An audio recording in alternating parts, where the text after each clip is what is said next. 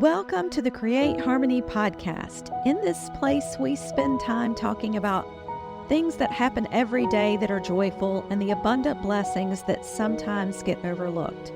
We set our rhythms by the rhythms of nature, and we celebrate the changes that each season brings. We love to use our imagination as a way of listening to God and tuning in our senses to the magical presence of the Holy Spirit. You can find a place here, and while you're doing that, we hope you find some peace. I'm your host, Sally Burlington, and this is episode 78. So today, guess what we're going to do today? We are going to do some time traveling. So hop on board our time machine and off we go. Just kidding. This type of time travel is more about looking at your life from new perspectives. So, as you know, if you've been listening for a while, what we've been talking about is sort of the cyclical nature of life, how we go back through the same types of things and types of places over and over again and pass by that way again. We see this pattern a lot. The easiest way to recognize this is the seasons. We move through the dark, bleak days of winter into brighter, more abundant spring, and then brighter summers. Even longer days in the summer. And then finally, we begin to feel the light growing shorter. And as we journey back into fall, into the darker times of the year. And even if you live somewhere where the seasons do not change as dramatically as what we experience here in North Carolina, we get a pretty good season change. But even if you live somewhere where you don't see the leaves turn, you at least feel some difference as the calendar moves along. And that gives you a sense of how a cycle happens. So once that whole cycle is complete, it just starts right over again, and we pass back through the same set of changes in a new way. Things might be different the next season when you a year later, when you get back to spring or when you get back to summer. And the older you get, the more you find yourself passing back through the same types of things and really being able to see them in a new light. In fact, I have a friend who's in her 80s, and she describes the process of aging like climbing a mountain. And you then get to look, when you get higher on the mountain because you've aged, you get to look back over the landscape. She says that in your senior years, you have a much greater vista to enjoy. You look down and see all the phases you've gone through and cherish the memories of those as you go. And I just loved that image of aging. I found it really inspiring to think that you would journey to the top of a mountain and be able to see a beautiful view all around you. So no matter where you are on that journey to the top of the mountain, you might be right at the bottom and getting started. You always have the option of looking back to savor your past memories or looking forward to see what's next. And that's the type of time travel we're talking about. That type of time travel is always available. You can look forward and you can look back. No special machine is needed. Just take a moment to consider. And that's how you get there. You don't even have to pack. You don't have to travel. You just think about it in a new way. Now, since we had a high school graduate this spring, we've been doing a lot of looking back over her childhood and all the fun times we experienced with her.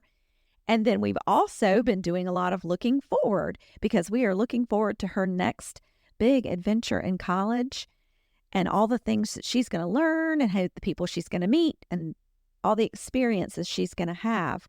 And I've sort of felt the same way. I feel like I'm going through the same type of experience. I'm passing back by when I was going to college and thinking about how that felt.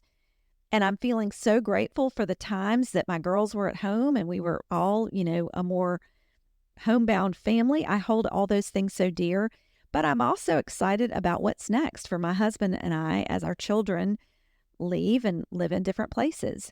Most people would call us, what you are probably thinking is, she's getting ready to be an empty nester. But I have a friend that's in my same life stage, and she and her husband free birds. And I liked that so much better. So we're going to be free birds this fall.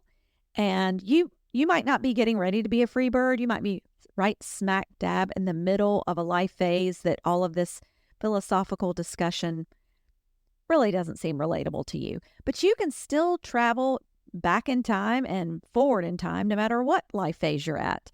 And if you've been around here for a while, you know that I sometimes say that we set an intentional rhythm. That's what I usually say in the introduction.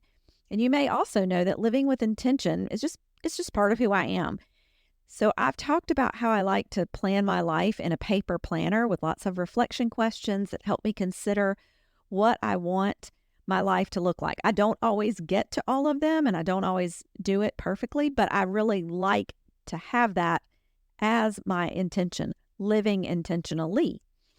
So time traveling back into your past can help you gain insight into how you became who you are. And looking forward into what's next for you does the same. You could consider questions like, what did I tell people I wanted to be when I grew up? When I was a kid, what did I say I wanted to be? And how does that sync up with what I'm doing now? Or maybe you want to ask the question, who is living the life you most envy?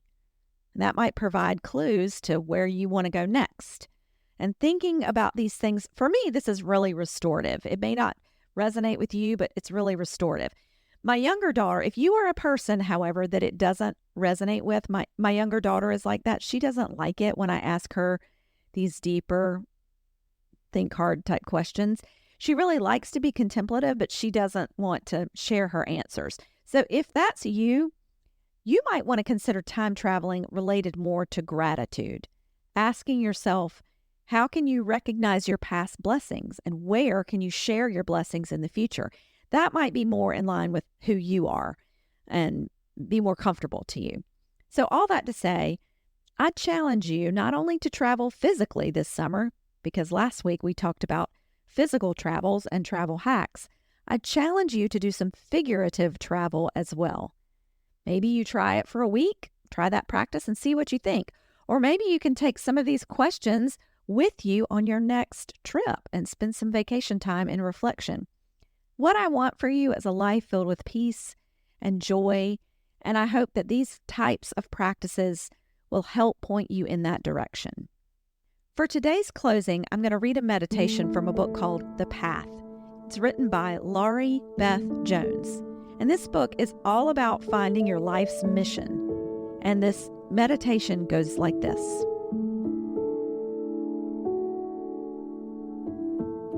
I am earth, the soil that supports and nurtures living things.